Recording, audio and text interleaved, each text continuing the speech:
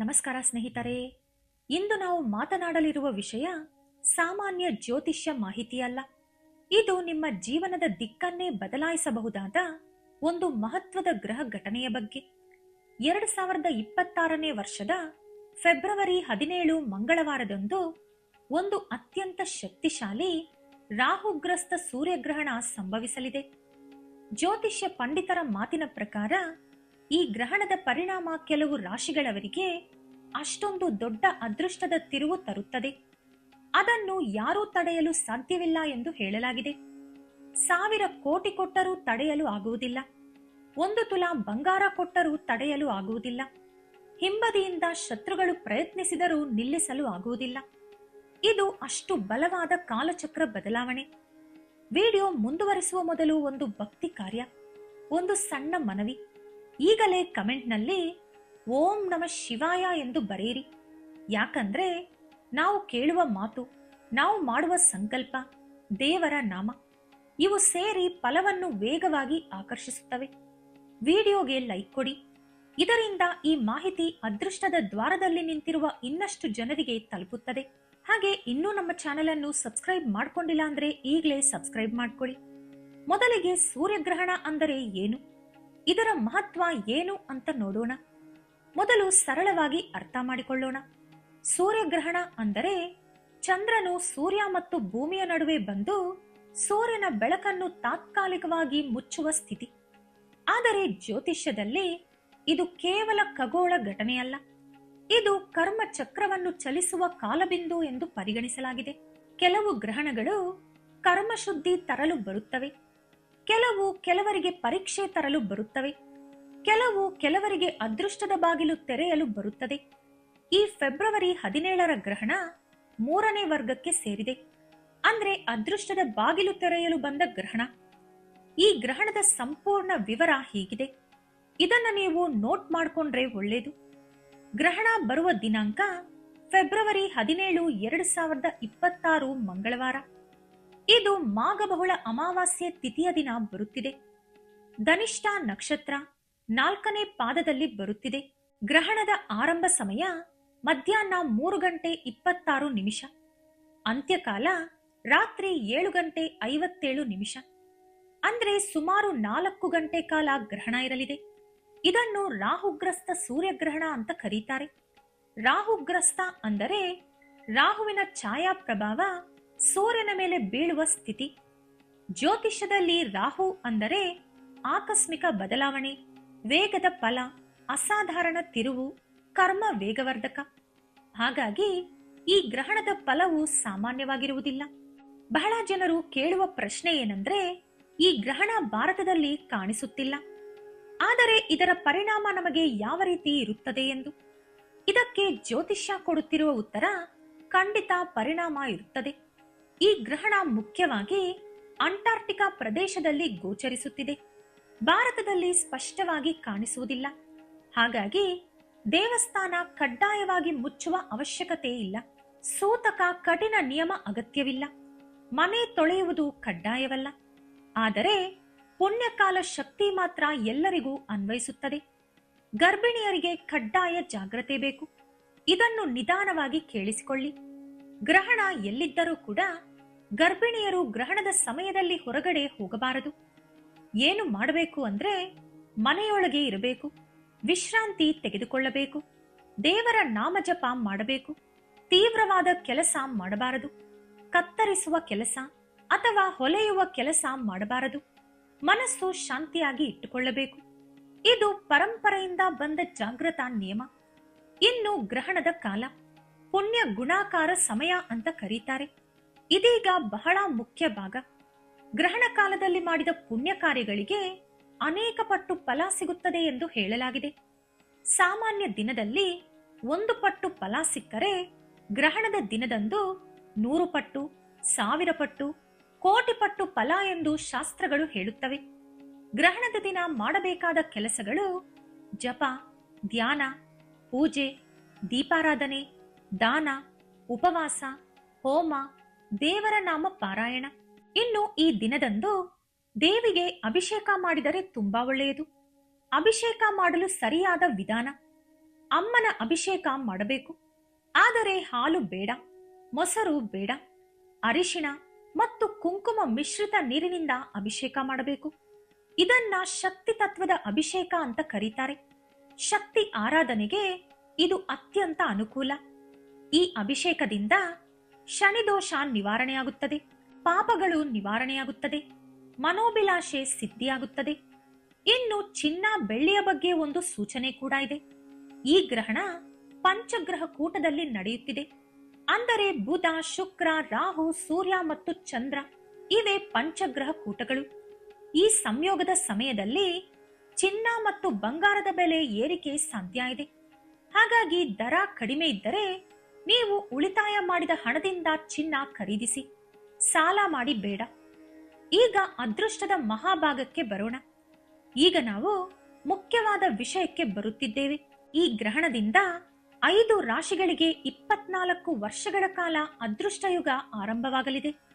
ಲಕ್ಷಣಗಳು: ರಾಜಯೋಗ, ಹಣ ಪ್ರವಾಹ, ಆರೋಗ್ಯದಲ್ಲಿ ಸುಧಾರಣೆ, ಶತ್ರು ನಿವಾರಣೆ, ಮನಸ್ಸಿನ ಕೋರಿಕೆ ಸಾಧನೆ, ಕುಟುಂಬದಲ್ಲಿ ಶಾಂತಿ, ಐಶ್ವರ್ಯ ಪ್ರಾಪ್ತಿ. ಮೊದಲನೇ ಅದೃಷ್ಟಶಾಲಿ ರಾಶಿ ಧನಸ್ಸು. ಧನಸ್ಸು ರಾಶಿಯ ಅಧಿಪತಿ ಗುರು. ಇದು ಧರ್ಮತತ್ವ ರಾಶಿ. ಈ ಕಾಲದಲ್ಲಿ ನಿಮ್ಮ ಆತ್ಮವಿಶ್ವಾಸ ಹೆಚ್ಚಾಗುತ್ತದೆ. ಧೈರ್ಯದಿಂದ ನಿರ್ಧಾರ ತೆಗೆದುಕೊಳ್ಳುತ್ತೀರಿ. ದೂರ ಪ್ರಯಾಣದಿಂದ ಲಾಭ ಇದೆ. ಆಧ್ಯಾತ್ಮಿಕತೆಯಲ್ಲಿ ಆಸಕ್ತಿ ಹೆಚ್ಚಾಗುತ್ತದೆ. ಹಣಕಾಸಿನ ಅವಕಾಶಗಳು ತೆರೆದುಕೊಳ್ಳುತ್ತವೆ. ಕೆಲಸದಲ್ಲಿ ಯಶಸ್ಸು ಕಾಣುತ್ತೀರಿ. ನೀವು ಪರಿಹಾರಕ್ಕಾಗಿ ದೇವಿಗೆ ಅರಿಶಿಣ ಮತ್ತು ಕುಂಕುಮದಿಂದ ಅಭಿಷೇಕ ಮಾಡಿ, ಗುರು ಮಂತ್ರ ಜಪ ಮಾಡಿ. ಎರಡನೇ ಅದೃಷ್ಟಶಾಲಿ ರಾಶಿ ಮೇಷ. ನೀವು ಉದ್ಯೋಗದಲ್ಲಿ ಪ್ರಗತಿ ಕಾಣುತ್ತೀರಿ. ಪ್ರಮೋಷನ್ ಸಿಗುವ ಸಾಧ್ಯತೆ ಇದೆ. ಸಂಬಳ ಹೆಚ್ಚಾಗುವ ಸಾಧ್ಯತೆ ಇದೆ. ಹೊಸ ಸಂಪರ್ಕ ಮಾಡುತ್ತೀರಿ. ವ್ಯವಹಾರದಲ್ಲಿ ಸ್ಥಿರತೆ ಇರುತ್ತದೆ. ವಿದ್ಯಾರ್ಥಿಗಳಿಗೆ ಲಾಭ ಇದೆ. ನೀವು ತೆಗೆದುಕೊಳ್ಳಬೇಕಾದ ಜಾಗ್ರತೆ ಏನಂದ್ರೆ, ಆತುರದಿಂದ ನಿರ್ಧಾರ ತೆಗೆದುಕೊಳ್ಳಬೇಡಿ. ಒಂದು ಯೋಜನೆ ಅಂದ್ರೆ ಪ್ಲಾನ್ ಮಾಡಿ ನಿರ್ಧಾರ ತೆಗೆದುಕೊಳ್ಳಿ. ಮೂರನೇ ಅದೃಷ್ಟಶಾಲಿ ರಾಶಿ ವೃಷಭ. ಇದು ನಿಮಗೆ ಸುಖ ಮತ್ತು ಐಶ್ವರ್ಯದ ಕಾಲ. ಈ ಸಮಯದಲ್ಲಿ ನಿಮ್ಮ ಮನೋಭಿಲಾಷೆ ಸಿದ್ಧಿಯಾಗುತ್ತದೆ. ಮನೆ ವಾಹನ ಖರೀದಿಸುವ ಯೋಗ ಇದೆ. ವ್ಯವಹಾರಗಳಲ್ಲಿ ಲಾಭ ಇದೆ. ಉದ್ಯೋಗದಲ್ಲಿ ಸ್ಥಿರತೆ ಇದೆ. ಕುಟುಂಬದಲ್ಲಿ ಸಂತೋಷ ಇರುತ್ತದೆ. ಶುಕ್ರ ತತ್ವ ಬಲವಾಗುತ್ತದೆ.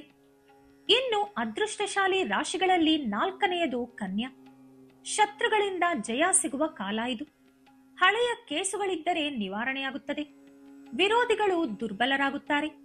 ಆರೋಗ್ಯದಲ್ಲಿ ಸುಧಾರಣೆ ಕಾಣುತ್ತೀರಿ. ಕೆಲಸದಲ್ಲಿ ಮಾನ್ಯತೆ ಹೆಚ್ಚಾಗುತ್ತದೆ. ಶುಭ ಕಾರ್ಯಗಳು ನಡೆಯುತ್ತದೆ. ಬುಧ ಬಲ ಅಂದರೆ ಬುದ್ಧಿ ತೀಕ್ಷ್ಣವಾಗುತ್ತದೆ. ಇನ್ನು ಅದೃಷ್ಟಶಾಲಿ ಕೊನೆಯ ರಾಶಿ ಕುಂಭ. ಇದು ನಿಮಗೆ ಪರಿವರ್ತನೆಯ ಕಾಲ. ನಿಮ್ಮ ಆರೋಗ್ಯದಲ್ಲಿ ಸುಧಾರಣೆ ಇರುತ್ತದೆ. ನಿಮಗೆ ಮನಃಶಾಂತಿ ಇರುತ್ತದೆ. ದಾಂಪತ್ಯದಲ್ಲಿ ಸಮಾಧಾನ ಇರುತ್ತದೆ. ಪ್ರೀತಿ ಪ್ರೇಮದ ವಿಚಾರದಲ್ಲಿ ಅನುಕೂಲಕರವಾಗಿದೆ. ಕೆಲಸದಲ್ಲಿ ಯಶಸ್ಸು ಕಾಣುತ್ತೀರಿ. ಇನ್ನು ಎಲ್ಲಾ ರಾಶಿಗಳು ಮಾಡಬೇಕಾದ ವಿಶೇಷ ನಿಯಮಗಳೇನೆಂದರೆ, ಗ್ರಹಣದ ದಿನದಂದು ಮಾಂಸಾಹಾರ ಬೇಡ. ಕಪ್ಪು ಬಟ್ಟೆ ಧರಿಸಬೇಡಿ. ಅಕ್ಕಿ ಅಥವಾ ಗೋಧಿ ದಾನ ಮಾಡಿ. ಗೋಮಾತೆಯ ಸೇವೆ ಮಾಡಿ. ಕಪ್ಪು ಎಳ್ಳನ್ನು ಕಪ್ಪು ಬಟ್ಟೆಯಲ್ಲಿ ಸುತ್ತಿ ಬ್ರಾಹ್ಮಣರಿಗೆ ದಾನ ಕೊಡಿ. ಇನ್ನು ಈ ಸಮಯದಲ್ಲಿ ಜಾಗ್ರತೆ ಅಗತ್ಯವಿರುವ ರಾಶಿಗಳು ಕೆಲವಿದೆ. ಜ್ಯೋತಿಷ್ಯದಲ್ಲಿ ಒಂದು ಮುಖ್ಯ ಸತ್ಯ ಏನಂದ್ರೆ, ಎಲ್ಲರಿಗೂ ಒಂದೇ ಸಮಯದಲ್ಲಿ ಒಂದೇ ರೀತಿಯ ಫಲ ಸಿಗುವುದಿಲ್ಲ. ಕೆಲವರಿಗೆ ಉತ್ತರ ಸಿಕ್ಕರೆ ಕೆಲವರಿಗೆ ಪ್ರಶ್ನೆಯಾಗಿ ಉಳಿದು ಹೋಗುತ್ತದೆ. ಪರೀಕ್ಷೆ ಬಂದರೂ ಕೂಡ ಭಯ ಬೇಡ. ಜಾಗ್ರತೆ, ಪರಿಹಾರ ಮತ್ತು ಭಕ್ತಿ ಇದ್ದರೆ ದೋಷದ ತೀವ್ರತೆ ಕಡಿಮೆಯಾಗುತ್ತದೆ. ಜಾಗ್ರತೆ ತೆಗೆದುಕೊಳ್ಳಬೇಕಾದ ಮೊದಲ ರಾಶಿ ಮೀನ. ಈ ಸಮಯ ನಿಮಗೆ ಖರ್ಚು ಮತ್ತು ಮಾನಸಿಕ ಒತ್ತಡ ಹೆಚ್ಚಾಗುತ್ತದೆ. ಮೀನಾ ರಾಶಿಯವರು ಈ ಗ್ರಹಣದ ನಂತರ ಸ್ವಲ್ಪ ಆರ್ಥಿಕ ಒತ್ತಡ ಅನುಭವಿಸುವ ಸಾಧ್ಯತೆ ಇದೆ. ನಿಮಗೆ ಖರ್ಚು ನಿಯಂತ್ರಣ ತಪ್ಪುತ್ತದೆ. ಯೋಜನೆ ಮಾಡದ ವೆಚ್ಚಗಳು ಹೆಚ್ಚಾಗುತ್ತವೆ.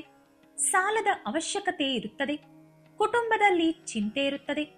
ಆಸ್ತಿ ತಾಕಟ್ಟು ಇಡುವ ಪರಿಸ್ಥಿತಿ ಬರಬಹುದು. ಮನಸ್ಸಿನಲ್ಲಿ ಏಕೆ ನನಗೆ ಹೀಗೆ ಅನ್ನುವ ಭಾವನೆ ಬರುತ್ತದೆ. ಇಲ್ಲಿ ಮುಖ್ಯವಾಗಿ ಗಮನಿಸಬೇಕಾಗಿರುವುದು, ಇದು ಶಾಶ್ವತ ದುಸ್ಥಿತಿಯಲ್ಲ. ಇದು ನಿಯಂತ್ರಣ ಕಲಿಸುವ ಕಾಲ. ನೀವು ಮಾಡಬೇಕಾಗಿರುವುದು, ಪ್ರತಿದಿನ ನಿಮ್ಮ ಖರ್ಚು ಬರೆದಿಟ್ಟುಕೊಳ್ಳಿ. ದೊಡ್ಡ ಹೂಡಿಕೆ ಮುಂದೂಡಿ. ಶನಿವಾರ ಎಳ್ಳೆಣ್ಣೆಯ ದೀಪ ಹಚ್ಚಿ ಓಂ ನಮೋ ನಾರಾಯಣಾಯ ಎಂದು ಜಪ ಮಾಡಿ ನೀರನ್ನು ದಾನ ಮಾಡಿ. ಇನ್ನು ಜಾಗೃತೆಯಿಂದ ಇರಬೇಕಾದ ಎರಡನೇ ರಾಶಿ ವೃಶ್ಚಿಕ. ಈ ಸಮಯದಲ್ಲಿ ಸಂಬಂಧ ಮತ್ತು ವಾಹನಗಳಿಂದ ಜಾಗ್ರತೆ ವಹಿಸಬೇಕು. ವೃಶ್ಚಿಕ ರಾಶಿಯವರು ಭಾವನಾತ್ಮಕವಾಗಿ ಗಾಢ ಸ್ವಭಾವದವರು. ಈ ಕಾಲದಲ್ಲಿ ಆ ಗಾಢತೆ ಜಗಳಕ್ಕೆ ತಿರುಗಬಾರದು. ನಿಮಗೆ ಈ ಸಮಯದಲ್ಲಿ ಮನೆಯ ಒಳಗೆ ಜಗಳ ನಡೆಯುವ ಸಾಧ್ಯತೆ ಇದೆ. ನಿಮ್ಮ ಮಾತಿಗೆ ತಪ್ಪು ಅರ್ಥಗಳು ಬರುತ್ತದೆ. ಪೋಷಕರ ಆರೋಗ್ಯದಲ್ಲಿ ಚಿಂತೆ ಬೇಕು. ಮಾನಸಿಕ ಶಾಂತಿ ಕೊರತೆಯಾಗುತ್ತದೆ. ವಾಹನ ಅಪಘಾತ ಸಾಧ್ಯತೆ ಹೆಚ್ಚಾಗಿದೆ. ಇಲ್ಲಿ ಗ್ರಹಣದ ಪರಿಣಾಮ ನೇರವಾಗಿ ನಿಮ್ಮ ಆತುರತೆಯ ಮೇಲೆ ಬೀಳುತ್ತಿದೆ. ಹಾಗಾಗಿ ವಾಹನ ವಿಚಾರದಲ್ಲಿ ಜಾಗ್ರತೆ ಕಡ್ಡಾಯ. ನೀವು ಬೈಕ್ ಓಡಿಸುವಾಗ ಹೆಲ್ಮೆಟ್ ಕಡ್ಡಾಯ. ಕಾರ್ ಓಡಿಸುವಾಗ ಸೀಟ್ ಬೆಲ್ಟ್ ಕಡ್ಡಾಯ. ಫೋನ್ ಮಾತನಾಡುತ್ತಾ ಚಾಲನೆ ಬೇಡ. ಆತುರ ಚಾಲನೆ ಬೇಡ. ತಡವಾದರೂ ಸುರಕ್ಷಿತವಾಗಿ ಹೋಗಿ. ನೀವು ಈ ಸಮಯದಲ್ಲಿ ಮಾಡಬೇಕಾದ ಪರಿಹಾರ, ಮಂಗಳವಾರದಂದು ಸುಬ್ರಹ್ಮಣ್ಯ ಸ್ವಾಮಿಯ ಪೂಜೆ ಮಾಡಬೇಕು. ಕೆಂಪು ಹೂವುಗಳನ್ನು ಸುಬ್ರಹ್ಮಣ್ಯ ಸ್ವಾಮಿಗೆ ಅರ್ಪಿಸಬೇಕು. ಕಡಲೆ ಕಾಳುಗಳನ್ನು ದಾನ ಮಾಡಬೇಕು. ಇನ್ನು ಜಾಗ್ರತೆ ತೆಗೆದುಕೊಳ್ಳಬೇಕಾದ ಮೂರನೇ ರಾಶಿ ಕರ್ಕಾಟಕ. ಇದು ನಿಮ್ಮ ಆರೋಗ್ಯ ಮತ್ತು ನರದೃಷ್ಟಿಯ ಮೇಲೆ ಪರಿಣಾಮ ಬೀರುತ್ತದೆ.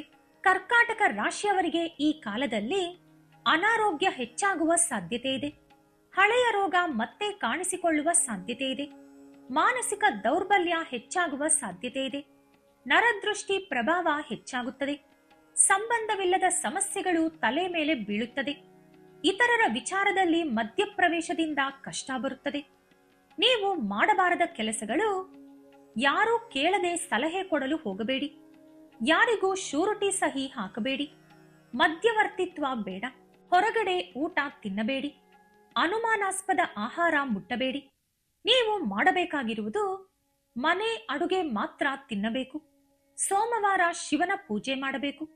ಶಿವನಿಗೆ ಹಾಲಿನಿಂದ ಅಭಿಷೇಕ ಮಾಡಬೇಕು.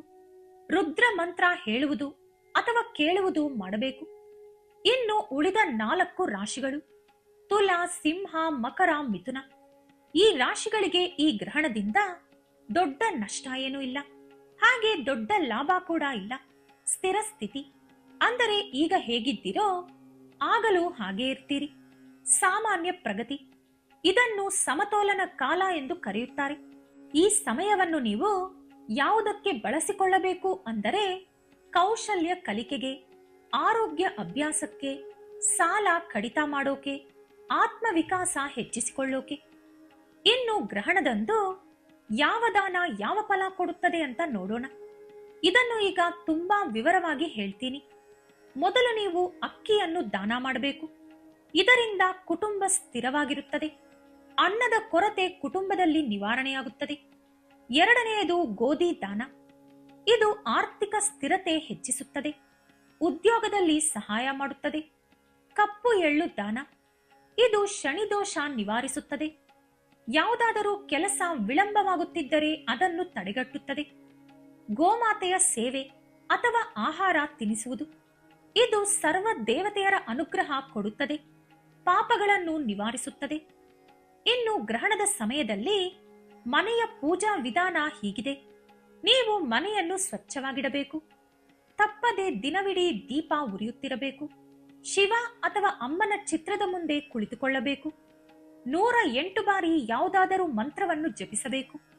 ಶಾಂತವಾಗಿ 10 ನಿಮಿಷ ಧ್ಯಾನ ಮಾಡಬೇಕು. ಕುಟುಂಬದ ಹೆಸರಿನಲ್ಲಿ ಸಂಕಲ್ಪ ಮಾಡಿಕೊಳ್ಳಬೇಕು. ಗ್ರಹಣ ಮುಗಿದ ನಂತರ ಸ್ನಾನ ಮಾಡಬೇಕು. ಸಾಧ್ಯವಾದರೆ ದಾನ ಮಾಡಬೇಕು. ಇನ್ನು ಜಾಗ್ರತೆ ವಹಿಸಬೇಕಾದ ರಾಶಿಗಳಿಗೆ ಈ ಗ್ರಹಣದ ಪರಿಣಾಮ ಅನ್ನೋದು 45 ದಿನಗಳವರೆಗೂ ಇರಲಿದೆ. ಸ್ನೇಹಿತರೆ, ಈ ವಿಡಿಯೋ ನಿಮ್ಮ ಕಣ್ಣಿಗೆ ಬೀಳುವುದು ಯಾದೃಚ್ಛಿಕ ಅಲ್ಲ. ಇದು ಒಂದು ಕರೆ, ಒಂದು ಜಾಗೃತಿ, ಒಂದು ದೈವ ಸಂಕೇತ. ಯಾವುದಕ್ಕೂ ಭಯ ಪಡಬೇಡಿ. ಜಾಗ್ರತೆ ವಹಿಸಿ, ಪರಿಹಾರ ಮಾಡಿ, ಭಕ್ತಿ ಇಟ್ಟುಕೊಳ್ಳಿ. ಅದೃಷ್ಟ ಬರುತ್ತದೆ.